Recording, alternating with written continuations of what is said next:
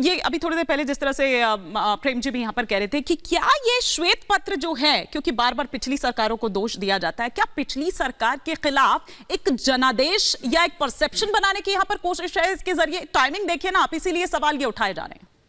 देखिए, मुझे लगता है अगर प्रधानमंत्री नरेंद्र मोदी और मोदी सरकार श्वेत पत्र लेके आ रही है तो मुझे लगता है बधाई की पात्र है। ये बहुत अच्छा निर्णय है केंद्र सरकार का। 10 साल का यूपीए का कार्यकाल और 10 साल का प्रधानमंत्री नरेंद्र मोदी कार्यकाल कैसा रहा, बताना कि वही बता रहा हूं मैं क्यों जरूरत पड़ी। प्रधानमंत्री मोदी ने 10 साल में क्या परफॉर्म किया, यह प्रधानमंत्री मोदी बता रहे हैं। और यूपीए के 10 साल के अंदर कैसा मिसमैनेजमेंट रहा, आर्थिक दृष्टि से कितना कुप्रबंधन रहा था, ये देश की जनता के सामने आना चाहिए। कल ही प्रधानमंत्री ने लोकसभा में और राज्यसभा में इस बात का जिक्र किया था कि पहले का कार्यकाल उनका जो था वो गड्ढे भरने के अंदर गया, दूसरा कार्यकाल में नए भारत की नींव रखी है, वो तीसरे काल के अंदर विकसित भारत की वो बात लक्ष्य लेकर चल रहे हैं। तो जो 5 साल उन्होंने दिए हैं देश के अंदर, जो पहले कार्यकाल में यूपीए सरकार ने जो बंटाढार आर्थिक रूप से किया था, उसकी जानकारी जनता भी आना चाहिए। तो जो फर्स्ट टाइम के वोटर्स है, देश की जनता भूल जाती है कि 10 साल पहले कैसा शासन चला था। आज इतना अच्छा शासन देश की जनता को लग रहा होगा कि पहले भी इस तरह से कुछ काम हुए होंगे। तो मुझे लगता है देश की जनता के पास ये आना चाहिए कि यूपीए की सरकार में जो गठबंधन की सरकार थी 10 साल, कैसा एक लूट तंत्र चला था, कैसे भ्रष्टाचार हुआ था, देश की आर्थिक इकोनॉमी कितनी खराब थी। सड़कों और तब कहते थे, बड़े गर्व से मनमोहन सिंह कहते थे कि देश 12वें नंबर से 11वें नंबर पर आ गया है। प्रधानमंत्री मोदी के 10 साल के कार्यकाल के अंदर आज देश 5वें नंबर की इकोनॉमी बन गया है। और प्रधानमंत्री मोदी ने खुद ने घोषणा की है ये इकोनॉमिक डिवाइड बहुत बड़ा है सर, अमीर और गरीब की खाई बड़ी है, सारा पैसा कुछ चंद अमीरों के पास है, इसको भी बोलिए। शासनकाल में देश रिच एंड पुअर के डिवाइड में भी बोलिए। बातों पर परफॉर्म करने की बात कर रहे थे, ठीक है, वो आंकड़े भी मैं यहाँ पर लेकर आऊंगी। एक क्विक कमेंट रंगरेज साहब से भी और वरुण पुरोहित जी से भी। एक रंगरेज साहब से, क्योंकि जिन बातों पर आप परफॉर्म करने की बात कर रहे थे उनमें से ऊपर अगर हम देखें सीए हम देख रहे हैं, यूसीसी हम देख रहे हैं, लेकिन उस पर आपत्ति जाहिर कर रहे हैं रंगरेज साहब या फिर उनके जो भी कम्युनिटी है, क्यों उस पर आपको आपत्ति है रंगरेज साहब? देखिए, मैं एक बात कहना चाहूंगा, ठीक है आप लाइए जो ये कानून है यूसीसी का, मगर आप जो है ये कानून जब भी लागू हो सकता है जब ये केंद्र सरकार लाए, क्योंकि राज्य के पास अगर कॉन्क्रीट लिस्ट है हमारे संविधान में और स्टेट लिस्ट है और यूनियन लिस्ट है, ये अगर दोनों में वो होता है, आपस में टकराव होता है, तो केंद्र का जो मामला, जो केंद्र का कानून बनाया हुआ होता है उसको वो मान्यता होती है उसकी। मगर ये सीएए का जो इसमें सुनिए यूनिफॉर्म लाया जा रहा है कि हमारे हक छीने जा रहे हैं, अधिकार छीने जा रहे हैं, तो मैं इतना समझना चाह रही हूं कि ऐसा कौन सा हक आपका इसमें छीना जा रहा है, ऐसे कौन से अधिकार छीने जा रहे हैं, क्यों आप आगे इसको गलत कन्वे कर रहे हैं, गलत ये जो ट्रैवल कर रही है चीजें आपकी कम्युनिटी में, ये क्यों कर रही है? देखिए, समानता की बात कर रहे हैं सब लोग के, सबको कानून एक जैसा होना चाहिए, फिर हमने ट्राइबल को क्यों बाहर निकाला, उससे ट्राइबल को क्यों रखा बाहर? तो ऐसे ही मैं बार बार कह रहा हूं। और फिर आप रिलेशनशिप के बारे में बात कर दी कि आप लोगों के बेडरूम तक घुसना चाहते हैं सरकार, कि वो जो है वहां पे जो रजिस्ट्रार है उसको बताएगा, एड्रेस बताएगा, कोई अपनी प्राइवेसी क्या रह जाएगी फिर भाई? ये तो ये हाँ हकीकत है, ये बात आप पूरी, अरे सर पूरी कहानी पढ़ी है हमने, पूरी जजमेंट पढ़ के ही बता रहे हैं। जो विद्वान है, सुनिए, फैजान मुस्तफा साहब हैं, आपको मैं उनका नाम भी कोट करके बता रहा हूं, और इसके कानून के बहुत बड़े जानकार है, उन्होंने सारी चीजों को फैक्ट बताया। क्या अमेरिका में 50 मुल्क है, 50 का अलग अलग संविधान है, क्या वो देश कमजोर हो सकता है क्या? मगर यही मैं बार बार कह रहा हूं, आप ट्राइबल को बाहर निकाल रहे हैं, आप मुसलमानों के ये बिल पूरा मुसलमानों को टारगेट करने का, मुसलमानों को टारगेट करने का है, यही बात आगे कन्वे किया जा रहा है। नहीं, आपको ऐसा क्यों लगता है कि टारगेट किया जा रहा है? ये बार बार विक्टिम कार्ड क्यों खेलने लगते हैं आप लोग? मैं कह रहा हूं सरकार सबके हित में काम करती है ना। तो सरकार ट्रिपल तलाक लाई, वो मुसलमानों के लिए लाई। अब जो ये ला रही है यूसीसी, ये मुसलमानों के लिए ला रही है। तो सरकार जो हमारे हिंदू भाई है, जो 100 करोड़ है इस हिंदुस्तान में, उनके लिए क्या कर रही है सरकार?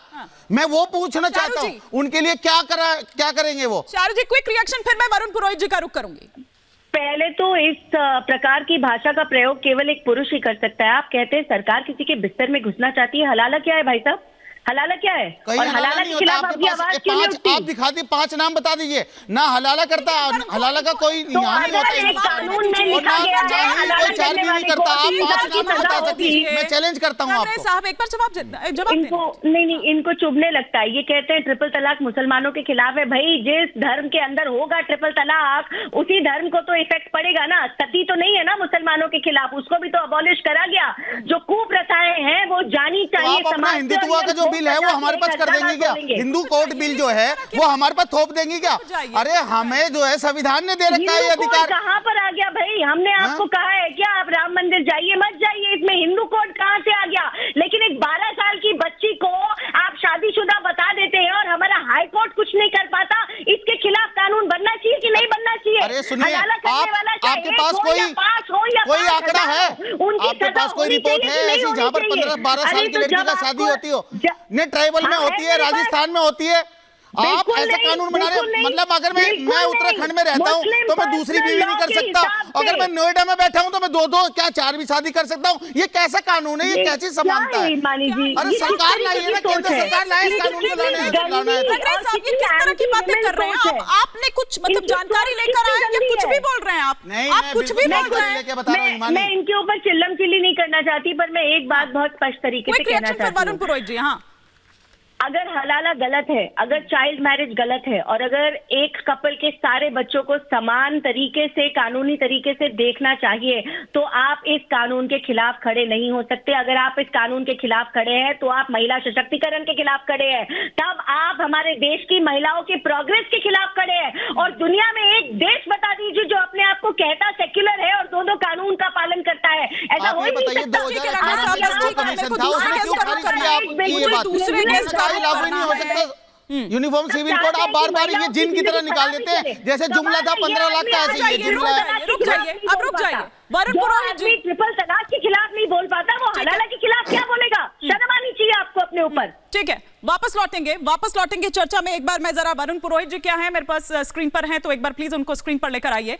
वरुण पुरोहित जी, ऐसे टाइम पर आप लोग ब्लैक पेपर लेकर आए जब सरकार श्वेत पत्र ला रही थी, क्या डर लग रहा है? क्या डर इसके पीछे, या क्या इसके पीछे की वजह? आज से पहले भी आपके पास बतेरे मौके थे, आपको तो बाहर ही लाना था ना उसको, वो तो सदन में लेकर आए। चलिए, आप जब लाए, खड़गे साहब ने काफी बातें कही, कई बड़ी बातें कही, कुछ अच्छी बातें भी कही, उसमें इंपॉर्टेंट बातें भी हैं, उस पर भी हम आएंगे पॉइंट वाइज।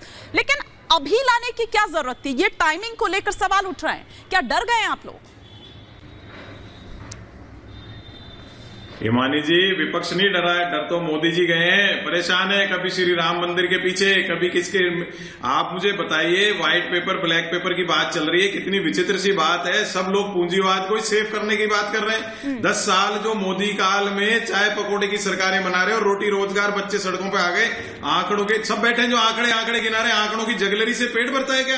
आप सड़क पे जाओ, आप मीडिया की बात आंकड़े करो, तो आप भी गिनवा रहे थे। कितने लोग बेरोजगार हो गए, ये बात नहीं करेंगे। प्रैक्टिकल बात नहीं कर रहे हैं। महंगाई बेरोजगारी से आम आदमी की कमर टूट चुकी है, मिडिल क्लास खत्म होता जा रहा है। ये पूंजीवाद के प्रवर्तक हैं, पूंजीवाद को किसी भी हाल में सेव करना। आपस में ये इंडी अलायंस के लोग हैं ना, ये एक स्वर में बोल ही नहीं सकते। प्रवर्तक बीच में बोलने ये लगे, इंडी अलायंस के लोग एक स्वर में बोल ही नहीं सकते। एक आदमी कहता है भूखे मर रहे हैं, एक आदमी कहता है 80 करोड़ को राशन। आप आपस में बात करो पहले।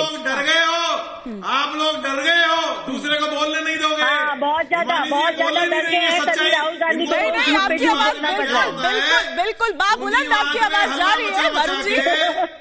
अब ये बाबुलंद आपकी आवाज जा रही है, कोई आपकी आवाज नहीं दबा रहा है। जवाब देता हूं मैं आपको वरुण जी। पॉलिटिकल रिटॉरिक के एक कदम आगे भी तो भटकाते रहते हैं उनको, महंगाई पेट की, गरीबी आग, पेट की आग से भटकाते रहते हैं। कभी नोटबंदी के बारे में सोचा कितने लोग लाइनों में लगे? कौन लोग लगे लाइन में? मोदी सरकार के अचीवमेंट क्या ये है, है उनकी इनका। नाकामियां क्या नहीं है? देखिए, अगर 10 साल नाकामियां का नहीं होती तो आपको देश से उखाड़ के बाहर नहीं डाल दिया होता। आम आदमी मानसिक रूप से, आर्थिक रूप से प्रताड़ित कर दिया इन लोगों ने। और आप बात कर रहे हैं 370, आप खुद ही डर गए। 150 सीटें तो आप खुद ही नहीं मान रहे कि नहीं आ रही आपकी। 150 सीटें तो आप खुद मान रहे हो नहीं आ रही है आपकी। सुनिए ना जनता को प्रताड़ित किया आपने 10 साल में। आपने परेशान कर दिया पूरे देश। अरे आप सीटों के फेर में उनकी कहाँ है? आप उनका छोड़िए, आप अपनी बात करिए।